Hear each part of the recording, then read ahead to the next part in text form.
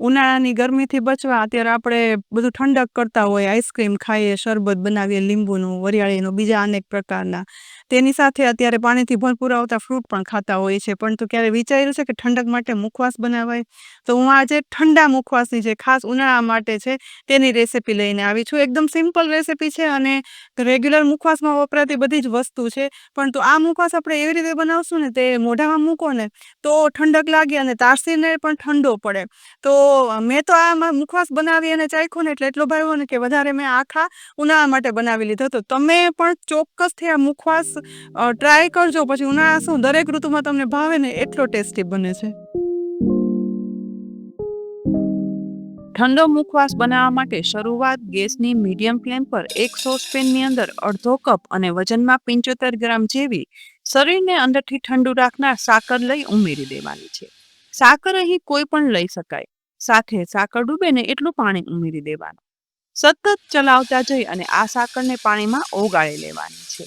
તાસીરમાં ઠંડી સાકરને ઉનાળામાં આપણે નોર્મલી શરબતમાં તો વાપરતા જ હોઈએ છીએ. તો મુખવાસના પહેલા ઇન્ગ્રેડિયન્ટ તરીકે આજે તે વાપરશું. જેમ જેમ સાકર ગરમ થશે ને તેમ તેમ તે પાણીમાં સરસ ઓગળી જાય અને અહીં થોડી ઘટ્ટી ચાસણી થાય ને જે તાર વગરની બની છે તે તૈયાર કરવાની.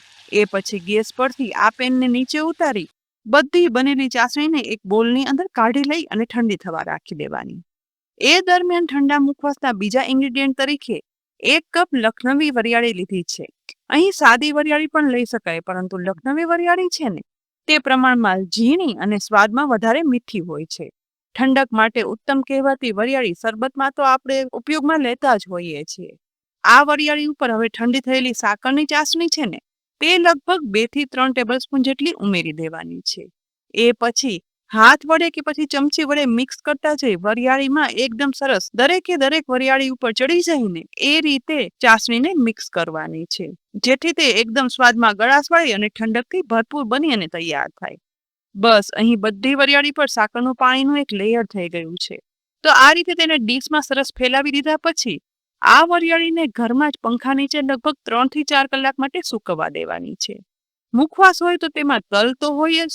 અહીં મેં લીધા છે અડધો કપ સફેદ તલ. ઠંડી થયેલી સાકરની ચાસણીમાંથી 2 ટેબલસ્પૂન જેટલી ચાસણી આ સફેદ તલની અંદર ઉમેરી દેવાની અને વરિયાળીની જેમ જ ચાસણીને તલમાં એકદમ સરસ મિક્સ કરી દેવાની, જેથી દરેક તલ પર સરસ ચાસણી ચડી જાય. એ પછી ચાસણીવાળા થયેલા આ તલને ડીશમાં ફેલાવી દેવાના અને તેને પણ પંખા નીચે જ ઘરમાં 3 થી 4 કલાક માટે સૂકવવા દઈશું. હવે મુખવાસના ત્રીજા ઇન્ગ્રેડિયન્ટ તરીકે લીધા છે ધાણા દાળ, જે અડધો કપ છે. તેને પણ એક ડીશમાં ઉમેરી દેવાના.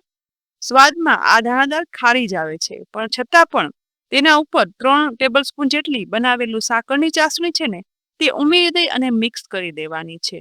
સાકરથી કવર ધાણા દાળ છે ને તે ડીશમાં ધીમે ધીમે કરી અને છૂટી સ્પ્રેડ કરી દેવાની અને તેને પણ 3 થી 4 કલાક પંખા નીચે કોરી થવા દઈશું. આશરે 4 થી 5 કલાક પૂરી થાય ને એ પછી અહીં જોઈ શકાય છે કે વરિયાળી, ધાણાની દાળ અને તલ છે ને તેમાં ઉપર એક ચાસણીનું લેયર થઈ તે બધી કડક થઈ ગઈ છે અને સુકાઈ ગઈ છે. બસ ધ્યાન એ જ રાખવાનું કે કોઈ પણ વસ્તુ તડકે નથી સૂકવવાની, પંખા નીચે જ રાખવાની. હવે ગેસની મીડિયમ ફ્લેમ પર જાડા તળિયાવાળી કડાઈ રાખી તેની અંદર આ સાકરથી કોટેડ વરિયાળી છે ને તે સૌથી પહેલા ઉમેરી દઈશું. સાકરની ચાસણી ચડાવી છે ને એટલે ઘણીવાર એવો વિચાર આવે કે જ્યારે ગરમ કરશું ને ત્યારે સાકર ઓગળવાની શરૂઆત થશે, પણ ના, પંખા નીચે આપણે વરિયાળી સૂકવી છે ને એટલે સાકર ઓગળવાની શરૂઆત નહીં થાય. આમ પણ વરિયાળી છે ને તે એકદમ સરસ કડક જ હોય છે, તેને વધારે શેકવાની જરૂર પણ નથી. માત્ર 2 થી 2.5 મિનિટ શેક્યા પછી વરિયાળી શેકવાની સુગંધ આવવાની શરૂઆત થવા લાગી અને ક્રિસ્પી કડક થાય ને એટલે આ કઢાઈને ગેસ પરથી ઉતારી આ શેકેલી વરિયાળીની એક પહોળી ડીશમાં ઉમેરી દેવાની છે. ફરીથી એ કઢાઈને ગેસ પર રાખી તેની અંદર ઉમેરી દઈશું સાકરની ચાસણીથી કોટેડ તલ અને તલને તો શેકાતા જરા પણ વાર નહીં લાગે. માત્ર 1 થી 1.5 મિનિટ શેકાયા પછી સાકરની ચાસણીથી કડક થયેલા આ ક્રિસ્પી તલને ધીમે ધીમે કરી છૂટા કરી દેવાના અને પછી માત્ર 1.5 મિનિટમાં તેને ગેસ પરથી ઉતારી અને શેકેલી વરિયાળી સાથે ઉમેરી દેવાના છે.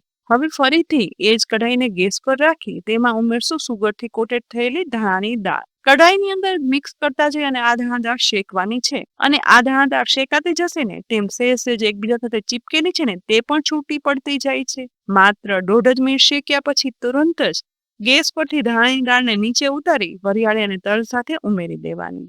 અહીં જુઓ, ધાણા, વરિયાળી અને તલ છે ને સરસ શેકાઈ ગયા છે અને અહીં આ મુખવાસ મીઠો બની અને તૈયાર થશે. પરંતુ હજી વધારે થોડા ઇન્ગ્રેડિયન્ટ્સ ઉમેરવાના બાકી છે. આ બધું એકદમ સરસ ઠંડુ થવા દઈશું. એ દરમિયાન મુખવાસના ચોથા ઇન્ગ્રેડિયન્ટ તરીકે ઉમેરશું 5 થી 6 દેશી ગુલાબની પાંદડી. ઠંડક ભર્યા ગુલાબનું શરબત તો આપણે ઉનાળામાં વરિયાળીના શરબત જેટલું જ ઉપયોગમાં લેતા હોઈએ છીએ, તો પછી મુખવાસ તરીકે કેમ ના ખાઈએ? તેની સાથે અહીં મેં લીધા છે નાગરવેલના પાન. નોર્મલી ગરમ ગણાતા નાગરવેલના પાનનું શરબત ઉનાળામાં ઠંડક આપનારું હોય છે. તો અહીં સૌથી પહેલા ગુલાબની પાંદડીને માઇક્રોવેવની ડીશ પર આ રીતે ફેલાવી દઈશું. જો માઇક્રોવેવ ઓવન ના હોય ને તો તડકામાં પણ આ પાંદડી સૂકવી અને કડક કરી શકાય છે. પરંતુ આ ગુલાબની પાંદડીનો મુખવાસમાં ઉપયોગ કરવો છે ને, જેના માટે મેં માઇક્રોવેવનો ઉપયોગ કર્યો છે, જેથી ગુલાબનો કલર છે ને તે એવો સરસ ગુલાબી જળવાઈ રહે. માઇક્રોવેવની ડીશમાં ગુલાબની પાંદડી ગોઠવ્યા પછી તેને માઇક્રોવેવ ઓવનની અંદર સેટ કરી દેવાનું. એ પછી 2 મિનિટનો સમય સેટ કરી માઇક્રોવેવની સ્વિચ ઓન કરી દઈશું. આશરે 2 મિનિટ પછી માઇક્રોવેવમાં મૂકેલી ગુલાબની ડીશ બહાર કાઢી લેવાની. ડીશ સ્ટેન્ડ પર રાખી અને જોતા જુઓ, કલર છે ને તે પાંદડીનો એવો સરસ ગુલાબી રહ્યો છે અને ક્રિસ્પી અવાજ પરથી તમને ખ્યાલ આવી જશે કે આ પાંદડી કેટલી ક્રિસ્પી કડક થઈ ગઈ છે. તેને સહેજ એવી ઠંડી થવા માટે બીજી એક ડીશમાં કાઢી લઈશું. હવે નાગરવેલના 5 થી 6 નંગ પાન લઈ પહેલા ચપ્પુ વડે આ રીતે ઝીણા ઝીણા ટુકડામાં કટ કરી લેવાના. તેમાં દાંડીનો જાડો ભાગ છે ને તે અલગ કરી લેવાનો અને નાના બનેલા એકદમ સરસ નાગરવેલના પાનના ટુકડા સમારાઈ જાય ને એટલે માઇક્રોવેવ ઓવનની ડીશમાં આ રીતે ફોલાવી અને ગોઠવી દેવાના. કારણ કે નાગરવેલના પાનને પણ આપણે એકદમ ડ્રાય કરી ઉપયોગમાં લેવાના છે. હવે ફરીથી આ ડીશને માઇક્રોવેવ ઓવનમાં ગોઠવી અને 2 મિનિટ 30 સેકન્ડનો સમય સેટ કરી ઓન કરી દઈશું. 2 મિનિટ પૂરી થયા પછી પાનની ડીશને બહાર કાઢી સ્ટેન્ડ પર લેતા અહીં જુઓ, પાન એવા સરસ લીલા કલર સાથે એકદમ ક્રિસ્પી સુકાઈ ગયા છે. તો હાથ વડે જ આ રીતે તેનો આસાનીથી ભૂકો કરી લેવાનો છે. અહીં મિક્સરમાં પીસવાની કોઈ જરૂર નહીં પડે. અને આ મુખવાસમાં આપણે નાગરવેલના પાનનો પાવડરનો ઉપયોગ કરશું, જેથી તે ઠંડકની સાથે એકદમ ફ્લેવરફુલ અને મુખવાસમાં એક પાનનો અલગ મજાનો ટેસ્ટ ક્રિએટ કરે છે. અહીં સુધી તમે વિડીયો જોઈ લીધો છે ને, તો આ વિડીયો તમને જરા પણ અલગ નવીન લાગ્યો હોય ને તો વિડીયોને લાઈક કરી અને શેર કરી દેજો. અમારી ચેનલને પણ સાથે સાથે સબસ્ક્રાઇબ બિલકુલ કરી દેજો.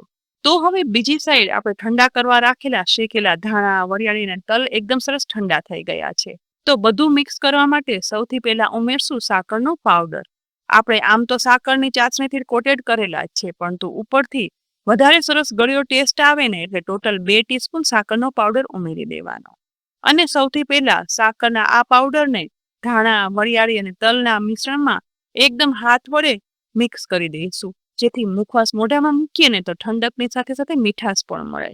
બસ ઉમેરેલો સાકરનો પાવડર સરસ મિક્સ થઈ જાય ને એ પછી ઉમેરશું નાગરવેલના પાન શેકી અને તેનો કરેલો પાવડર તે ઉમેરી દેવાના, જેથી આ મુખવાસ છે ને તે એકદમ ફ્લેવરફુલ બની અને તૈયાર થાય છે.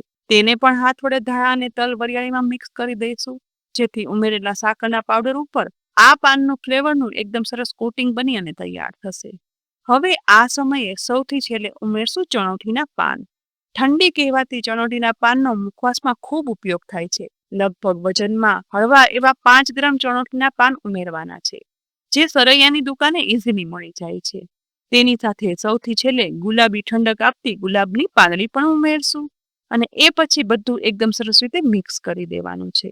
નોર્મલ આપણે અત્યારે ઉનાળામાં ઠંડક માટે અલગ અલગ શરબત, મિલ્કશેક, આઈસ્ક્રીમ ખાતા હોય છે, પરંતુ આ રીતે બધી નેચરલ વસ્તુનો ઉપયોગ કરી અને ઠંડો મુખવાસ જો આપણે બનાવીએ અને ખાઈએ ને તો ખરેખર ગુણકારી, ઠંડક આપનારો અને દિવસ દરમિયાન ગમે એટલો ખાવ મજા આવી જાય. અને ફક્ત ઉનાળામાં જ નહીં, પરંતુ 12 મહિના માટે આર્ટિફિશિયલ શુગર વગર કે બીજી કોઈ પણ વસ્તુના ઉપયોગ વગર બનતો આ મુખવાસ બની અને તૈયાર થાય છે. અને એરટાઇટ કન્ટેનરમાં ભરી અને રાખી દો ને તો મુખવાસ સુગર કોટેડ હોવા છતાં પણ જરા પણ ચાસણી નથી થતી કે ભીનો નથી થતો અને એકદમ ડ્રાય મુખવાસ બની અને 12 માસ સચવાય છે. તો ઠંડા મુખવાસની આ રેસીપી તમને કેવી લાગી ચોક્કસથી કહેજો. ફરીથી મળશું એક નવા વિડીયો સાથે. ત્યાં સુધી આવજો.